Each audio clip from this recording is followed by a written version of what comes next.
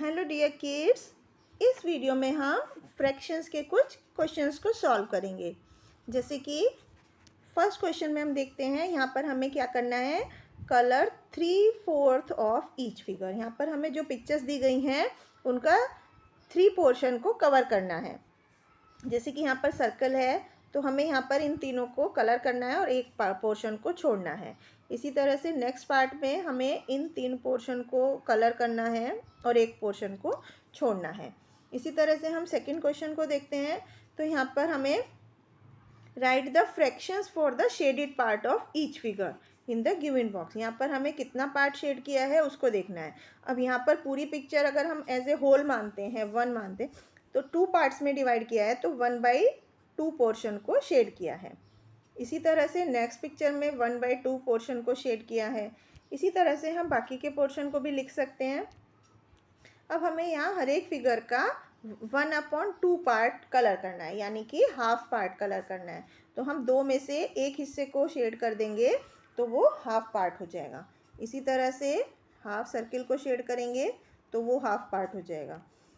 Next question में हमें हर एक पिक्चर का 1/4 पार्ट करना है। मतलब अगर हम कंप्लीट पिक्चर को 4 पार्ट में डिवाइड करते हैं तो उसमें से हमें एक पार्ट को कलर करना है। जैसे कि फर्स्ट पार्ट हम देखते हैं तो यहाँ पर हम एक पार्ट को कलर करेंगे। तो ये हमने इस पिक्चर का 1/4 पार्ट को शेड किया।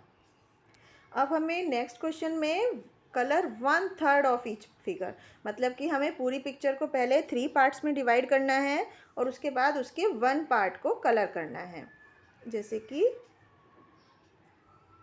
ये किया। इस तरह से हम फिगर्स में फ्रैक्शन को समझते हैं। अब हम इसके बाद कुछ और फ्रैक्शंस पढ़ेंगे जिसमें कि हमें मैच करना है। कुछ शेडेड पोर्शन दिए गए हैं जिनको कि सामने लिखे हुए नंबर से मैच करना है। जैसे कि यहाँ फर्स्ट पार्ट में कितने शेडेड पोर्शन है, यहाँ पर 4/6 है।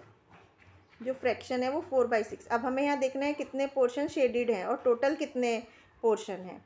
तो जैसे 1 2 3 4 5 6 7 8 9 10 11 12 13 14 15 16 टोटल कितने हैं हमारे ट्रायंगल 16। इसमें से शेडेड कितने हैं 1 2 3 4 5 6 7 8 9।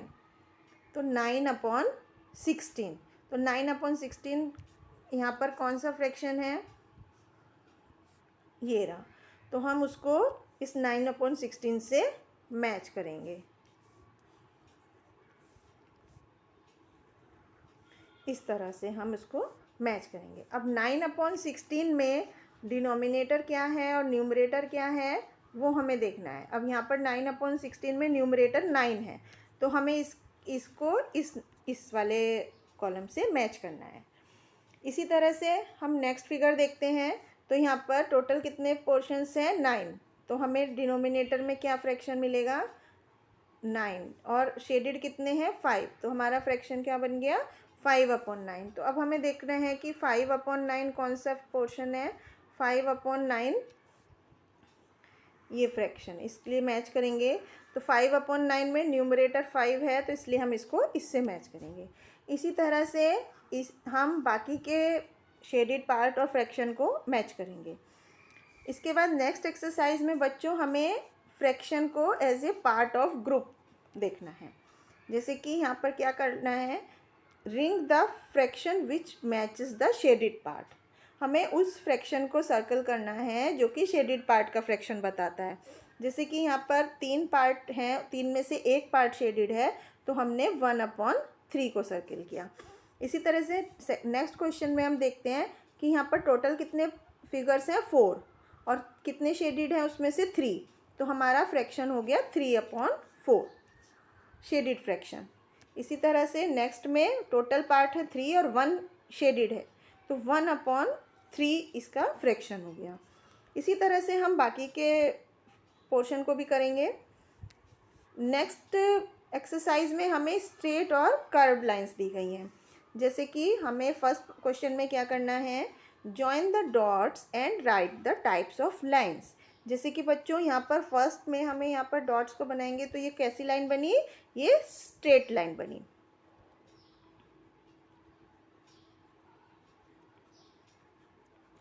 इसको हम स्ट्रेट लाइन बोलते हैं। और बी पार्ट में जो लाइन बनी हुई है, जो मुड़ी हुई होती है, उसको हम क्या बोलते हैं? इसको हम कर्व्ड लाइन बोलते हैं, जिसमें घुमाव होते हैं, जो स्केल से नहीं नाप सकते हम, उसको नापने के लिए हमें थ्रेड को यूज़ करना पड़ता है। तो इसी तरह से हम बाकी के पार्ट को भी इसके सॉल्व कर सकते हैं। अब हम इसके क्वेश्चन नंबर 2 की तरफ चलते हैं। यहाँ पर हमें क्या करना है? यहाँ पर कुछ लाइंस दी गई हैं, डॉटेड लाइंस दी गई हैं, तो हमें इनके ऊपर कलर चलाकर उसको स्ट्रेट लाइन बनाना है। जैसे कि उन डॉट्स को मैच करते जाना है और एक लाइन ड्रॉ करनी है। इसी तरह से जैसे सी पार्ट में यहाँ पर ये कर्व लाइन ड्रॉ हो गई। इसी तरह से हमें स्ट्रेट लाइन और कर्व्ड लाइंस को बताना है। तो इस तरह से बच्चों हमने यहाँ पर फ्रैक्शंस के बारे में समझा और स्ट्रेट लाइन और कर्व्ड लाइन के कुछ प्रॉब्लम्स को सॉल्व किया।